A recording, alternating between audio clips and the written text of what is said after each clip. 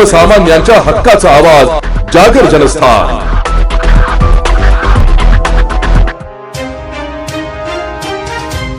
धुळे शहरातून जळगावकडे जाणाऱ्या राष्ट्रीय महामार्गाच्या रुंदीकरणाचे काम सध्या वेगाने सुरू आहे। वाहतूक अधिक सुरक्षित आणि सुलभ करण्याच्या उद्देशाने हा प्रकल्प राबवण्यात येत असला तरी त्या कामासाठी मोठ्या प्रमाणावर वृक्षतोड होत असल्याने पर्यावरण प्रेमींमध्ये तीव्र नाराजी व्यक्त होत आहे। धुळे महानगरपालिकेच्या वृक्ष प्राधिकरण समितीने या मार्गावरील तब्बल 98 झाडे तोडण्यास परवानगी दिल्याची माहिती समोर आली आहे। यापैकी आतापर्यंत सुमारे 40 ते 45 झाडांची तोड करण्यात आली असून उर्वरित झाडे हटवण्याचे कामही सुरू आहे।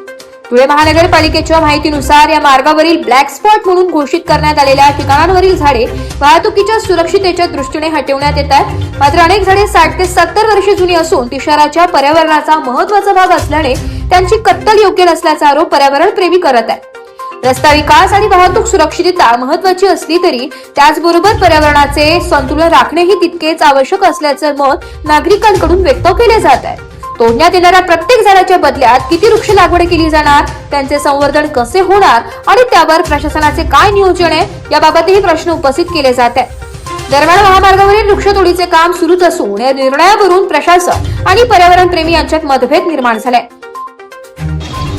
महाराष्ट्र राज्याचे मुख्यमंत्री फडणवीस यांनी मागच्या महिन्यात एक निर्णय घेतला।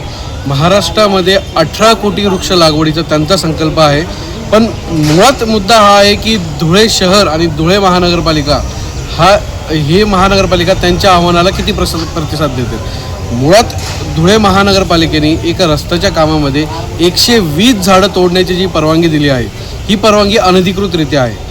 सर्वात पहिला मुद्दा म्हणजे ठेकेदारांनी 50 वृक्ष तोडीची परवानगी मागितली।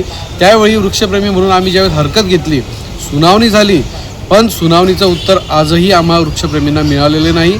आयुक्त यांनी धुळे मनपा आयुक्त यांनी स्वतः वृक्ष प्राधिकरण समितीचे अध्यक्ष म्हणून 120 झाडं तोडण्याची परवानगी कुठल्या नियमाखाली दिली हे आम्हाला समजावे आणि तात्काळ ती वृक्षतोड थांबली नाही तर वृक्षप्रेमी रस्त्यावरती उतरून जनआंदोलन छेडेल।